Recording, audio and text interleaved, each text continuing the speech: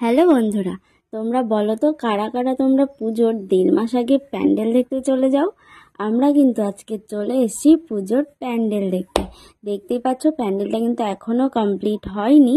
আর আমরা কোথায় এসেছি যারা যারা বুঝতে পারছো অবশ্যই কমেন্ট করবে, আর যারা বুঝতে পারছো না তাদের জন্য অবশ্যই বলে দেবো আমরা কোথায় এসেছি।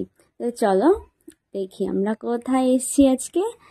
এই দেখো আমরা আজকে এসেছি কল্যাণীর ITI মোড়ে। আর এখানে হচ্ছে ব্যাংককের একটা ফেমাস মন্দির, অরুণ মন্দির। তোমাদের দেখিয়ে দিলাম, এবার চলো প্যান্ডেলের ভেতরে যাওয়া যাক। ওখানে যে দুটো দাদাকে দেখছো আজব ড্রেস পরে দাঁড়িয়ে আছে, ওনারা এখানে এসছেন কিন্তু শ্যুট করতে, রিলসের শ্যুট করতে। তো এখানে শুধু আমরা না, অনেকে আছে। তো চলো তাদেরকে তো অবশ্যই দেখাবো, তার আগে প্যান্ডেলের ভেতরটা ঘুরে আসি। প্যান্ডেলের ভেতরে দেখতে পাচ্ছ এখন জোর কদমে কাজ চলছে, কারণ আর 1 মাস পরেই হচ্ছে পুজো।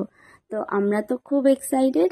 তো চলো প্যান্ডেলের ভেতরে দেখে নিই। প্রচুর কাজ হচ্ছে আর খুব খুব ভালো লাগছে। এখনই প্যান্ডেলটা এত সুন্দর লাগছে, প্যান্ডেলটা যখন কমপ্লিট হয়ে যাবে তখন না জানি কতই সুন্দর লাগবে।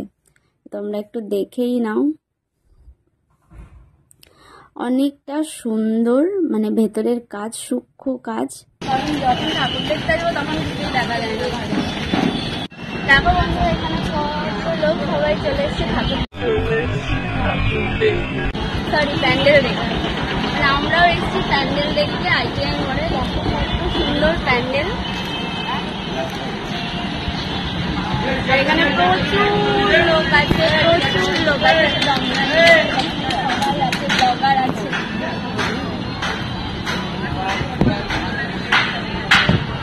প্যান্ডেলটা দেখো, অসাধারণ একটা প্যান্ডেল।